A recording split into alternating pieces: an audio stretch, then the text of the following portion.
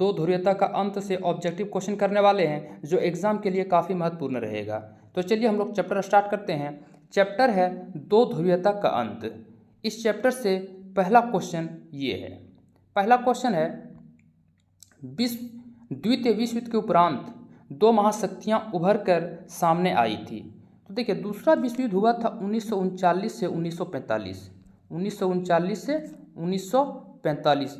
और दूसरा विश्व युद्ध में एक तरफ मित्र राष्ट्र थे और दूसरी तरफ सोवियत संघ थे, यानी ध्रुवीय राष्ट्र थे। तो इसका ऑप्शन देखते हैं। ऑप्शन ए है संयुक्त राज्य अमेरिका और चीन, ऑप्शन बी है सोवियत संघ और यूनाइटेड किंगडम, ऑप्शन सी है संयुक्त राज्य अमेरिका और सोवियत संघ, ऑप्शन डी है उपरोक्त में से कोई नहीं। तो दूसरा विश्व युद्ध के उपरांत जो दो महाशक्तियां सामने उभर के आई थी वो है संयुक्त राज्य अमेरिका और सोवियत संघ, यानी ऑप्शन सी इसका राइट आंसर है। तो ऑप्शन सी को लॉक कर दिया जाए। तो ऑप्शन सी को हम लोगों ने लॉक कर दिया।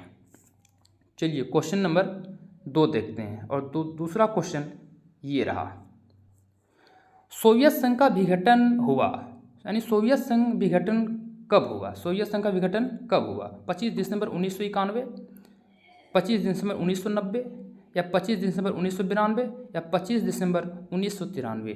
तो सोवियत संघ का विघटन हुआ था 25 दिसंबर 1991। तो इसका राइट आंसर हो जाएगा ऑप्शन नंबर ए, 25 दिसंबर 1991।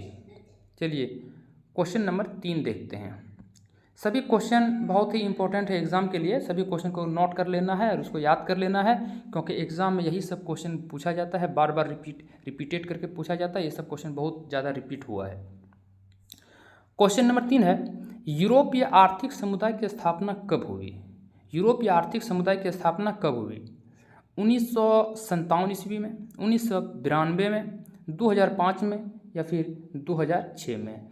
तो यूरोपीय आर्थिक समुदाय की स्थापना हुई थी 1992 में। तो इसका ऑप्शन नंबर बी इसका राइट आंसर है। तो ऑप्शन बी को लॉक कर दिया जाए। चलिए प्रश्न संख्या 4 देखते हैं। और चौथा प्रश्न स्क्रीन के ऊपर ये रहा, मई 1945 में राइक्सटैग बिल्डिंग बर्लिन जर्मनी पर जिस देश के सैनिकों ने झंडा फहराया था उसका नाम था? ऑप्शन ए सोवियत संघ उसका नाम था, ऑप्शन बी फ्रांस उसका नाम था, ऑप्शन सी ब्रिटेन उसका नाम था, या ऑप्शन डी इनमें से कोई नहीं। तो उसका नाम था सोवियत संघ। तो इसका आंसर हो जाएगा ऑप्शन नंबर ए, सोवियत संघ था। तो ऑप्शन ए को टिक कर दिया जाए। चलिए प्रश्न संख्या 5 की तरफ देखते हैं। और पांचवा प्रश्न ये रहा, क्यूबा मिसाइल संकट के समय सोवियत संघ का नेतृत्व जिस नेता के हाथों में था उसका नाम था? क्या उसका नाम था? क्यूबा मिसाइल संकट के समय सोवियत संघ का नेतृत्व जिस नेता के हाथ में था उसका नाम क्या था? Fidel Castro, option B Nikita Khrushchev, option C Stalin, option D Gorbachev. तो उसका नाम था निकिता खुर्चेव, यानी ऑप्शन नंबर बी इसका राइट आंसर है। ऑप्शन बी को टिक कर देते हैं। चलिए प्रश्न संख्या 6 की तरफ देखते हैं। और छठा प्रश्न ये रहा। छठा प्रश्न है, क्यूबा में सोवियत संघ द्वारा परमाणु हथियार तैनात करने को भनक अमेरिकियों को जितने हफ्ते बाद लगी थी उनकी संख्या थी? यानी क्यूबा में जब सोवियत संघ द्वारा परमाणु हथियार तैनात कर लिया तो अमेरिका को कब पता चला? 3 हफ्ता बाद पता चला, 13 हफ्ता बाद पता चला, या फिर 23 हफ्ता बाद पता चला, या इनमें से कोई नहीं? तो जब पता चला था वो 3 हफ्ता बाद ही पता चल गया था। तो ऑप्शन नंबर ए इसका राइट आंसर है। चलिए क्वेश्चन 7 देखते हैं। और क्वेश्चन 7 है, निम्न में से कौन सा सोवियत संघ के विघटन का परिणाम नहीं है? निम्न में से कौन सा सोवियत संघ के विघटन का परिणाम नहीं है? संयुक्त राज्य अमेरिका और सोवियत संघ के बीच विचारधारात्मक लड़ाई का अंत, ऑप्शन बी स्वतंत्र राज्यों के राष्ट्रकुल का जन्म, ऑप्शन सी विश्व व्यवस्था के शक्ति संतुलन में बदलाव, ऑप्शन डी मध्य पूर्व में संकट। तो इसका आंसर हो जाएगा ऑप्शन नंबर बी, स्वतंत्र राज्यों के राष्ट्रकुल का जन्म। तो यही हो जाएगा सोवियत संघ के विघटन का परिणाम, ये नहीं है। तो ऑप्शन नंबर बी इसका राइट आंसर है। चलिए प्रश्न संख्या 8 देखते हैं, और 8वां प्रश्न ये रहा, विश्व राजनीति के दो ध्रुव कौन कौन थे? विश्व राजनीति के दो ध्रुव कौन कौन थे? भारत और चीन, अमेरिका और सोवियत संघ, जर्मनी और जापान, ब्रिटेन और फ्रांस। तो विश्व राजनीति के दो ध्रुव थे, अमेरिका और सोवियत संघ। तो इसका ऑप्शन नंबर बी इसका राइट आंसर है, यानी अमेरिका और सोवियत संघ। चलिए प्रश्न संख्या 9 देखते हैं, और 9वां प्रश्न ये रहा स्क्रीन के ऊपर, एमनेस्टी इंटरनेशनल किससे संबंधित है? एमनेस्टी इंटरनेशनल किससे संबंधित है? ऑप्शन ए बाल श्रम, ऑप्शन बी मानवाधिकार, ऑप्शन सी पर्यावरण, ऑप्शन डी शिक्षा। तो देखिए एमनेस्टी इंटरनेशनल जो संबंधित है वो है मानवाधिकार से संबंधित है। तो ऑप्शन बी इसका राइट आंसर हो जाएगा, ऑप्शन बी को टिक कर लीजिए। चलिए प्रश्न संख्या 10 देखते हैं, सोवियत अर्थव्यवस्था की प्रकृति के बारे में निम्नलिखित में से कौन सा कथन गलत है? सोवियत अर्थव्यवस्था की प्रकृति के बारे में निम्नलिखित में से कौन सा कथन गलत है? ऑप्शन ए, सोवियत अर्थव्यवस्था में समाजवाद प्रभावी विचारधारा थी। ऑप्शन बी, उत्पादन के साधनों प्राजे का स्वामित्व नियंत्रण होना। ऑप्शन सी, जनातकों आर्थिक आज़ादी थी। ऑप्शन डी, अर्थव्यवस्था के हर पहलू का नियोजन और नियंत्रण राज्य करता था। तो इसका आंसर हो जाएगा ऑप्शन नंबर सी, यानी जनातकों आर्थिक आज़ादी थी। तो ऑप्शन सी को टिक कर देते हैं। चलिए प्रश्न संख्या आगे की तरफ देखते हैं, और 11वां क्वेश्चन ये रहा स्क्रीन के ऊपर, बर्लिन की दीवार का निर्माण किसका प्रतीक था? बर्लिन की दीवार का निर्माण किसका प्रतीक था? तो बर्लिन की दीवार का निर्माण प्रतीक था शीत युद्ध का चरमोत्कर्ष, द्वितीय विश्व युद्ध का आरंभ, शीत युद्ध का अंत, या द्वितीय विश्व युद्ध का अंत। तो इसका आंसर हो जाएगा ऑप्शन नंबर ए, शीत युद्ध का चरमोत्कर्ष पर होना बर्लिन की दीवार का प्रतीक था। तो ऑप्शन ए को टिक कर दिया जाए। तो ऑप्शन ए इसका राइट आंसर है, ऑप्शन ए को घेर देते हैं। चलिए क्वेश्चन नंबर 12 देखते हैं, समाज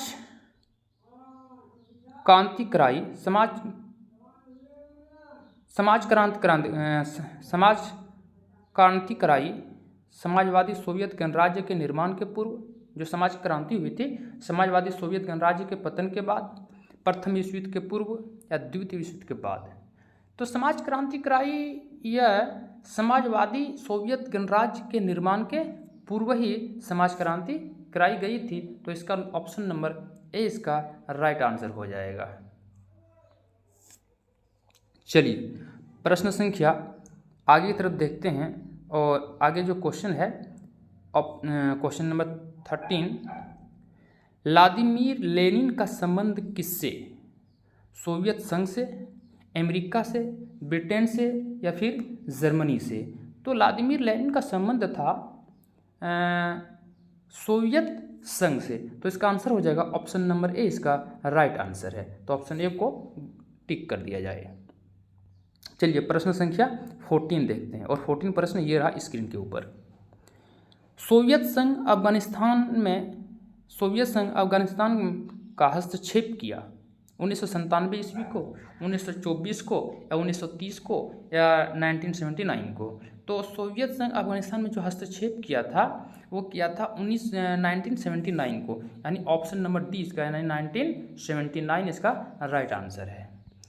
चलिए क्वेश्चन 15 देखते हैं, और 15 क्वेश्चन ये रहा, सोवियत संघ के विघटन का क्या परिणाम हुआ? जब सोवियत संघ टूट गया 1991 में, 25 दिसंबर 1991 में, तो इसका परिणाम क्या हुआ? दूसरी दुनिया का अंत हुआ, प्रथम दुनिया का अंत हुआ, शीत युद्ध का आरंभ हुआ, या संयुक्त राष्ट्र संघ की स्थापना हो गई? तो इसका सबसे इम्पोर्टेंट परिणाम तो यह निकला कि दूसरी दुनिया का अंत हो गया। जो पूरा विश्व दो भागों में बंट गए थे वो दूसरी दुनिया का अंत हो गया। तो इसका ऑप्शन नंबर ए इसका राइट आंसर है। चलिए प्रश्न संख्या 16 देखते हैं और ये रहा स्क्रीन के ऊपर। निम्नलिखित में कौन सा कथन सोवियत संघ के विघटन संबंधित नहीं था? निम्नलिखित में कौन सा कथन सोवियत संघ के विघटन संबंधित नहीं था? गतिरोध अर्थव्यवस्था, जनता का असंतोष, विभिन्न गणराज्यों में राष्ट्रवादी आंदोलन, लोगों के विशेषाधिकार बढ़ाना।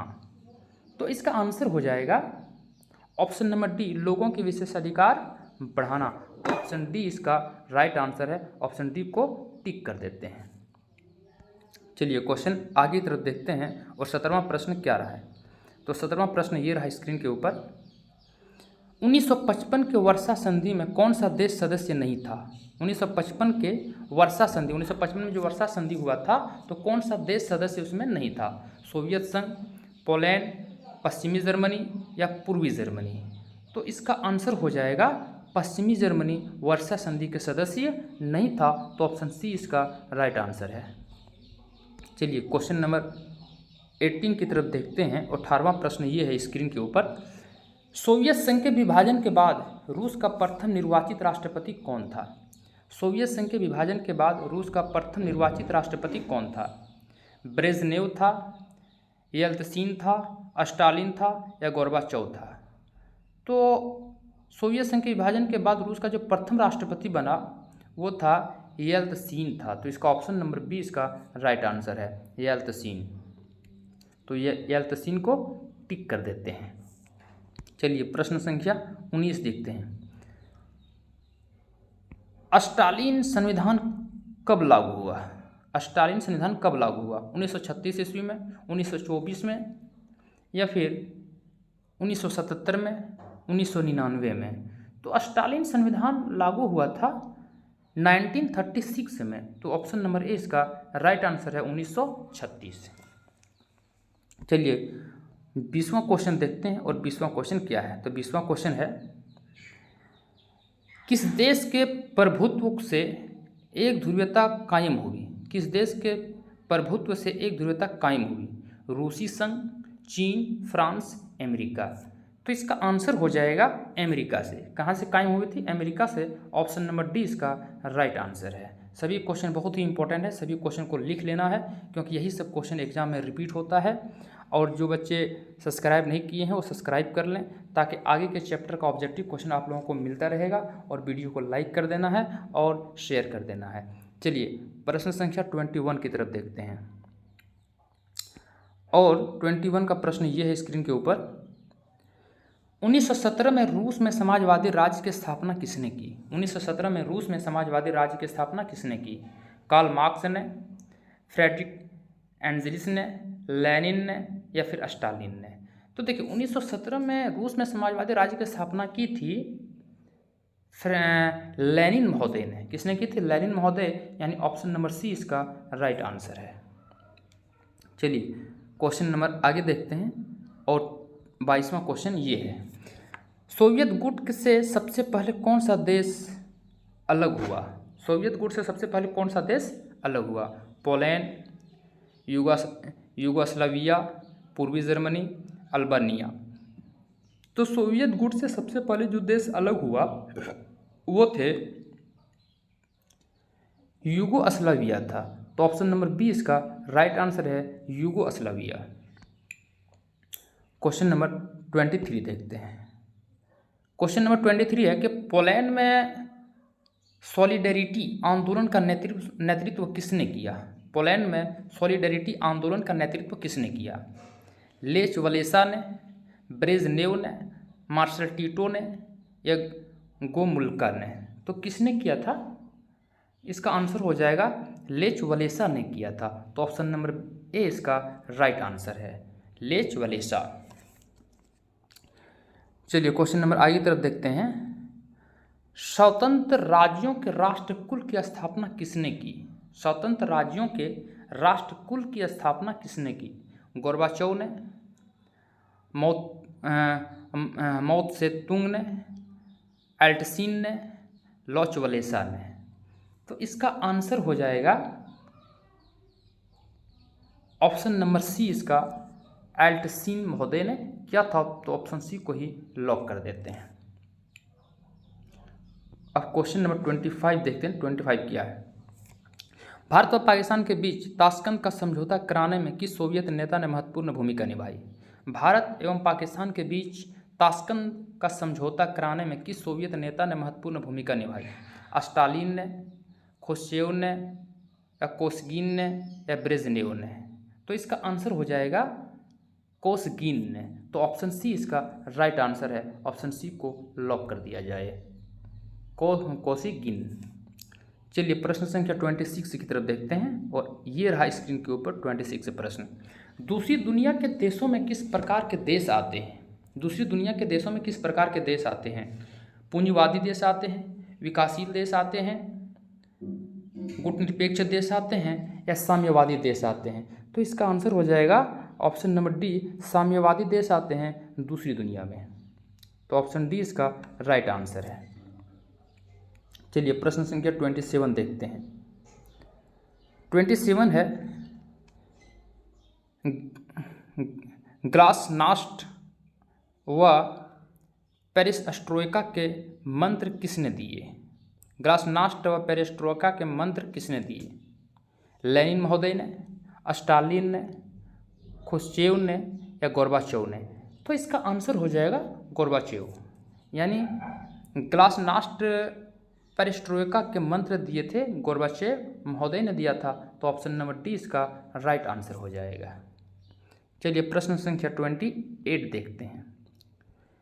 किसने सामरिक भागीदारी का सुझाव रखा?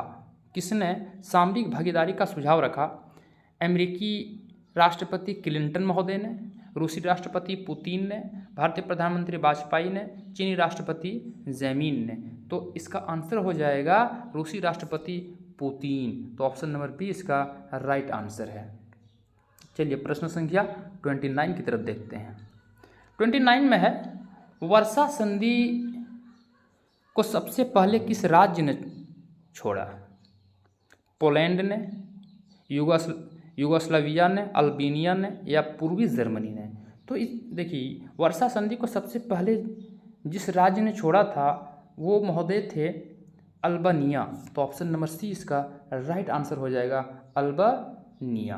यानी ऑप्शन सी को टिक और ऑप्शन सी को लॉक कर देते हैं। चलिए क्वेश्चन नंबर 30 है।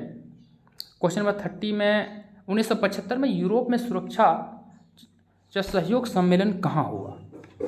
तो 1975 में यूरोप में सुरक्षा सहयोग सम्मेलन हुआ था लंदन में, पेरिस में, मॉस्को में, या हेलसिंकी में? तो कहाँ हुआ था?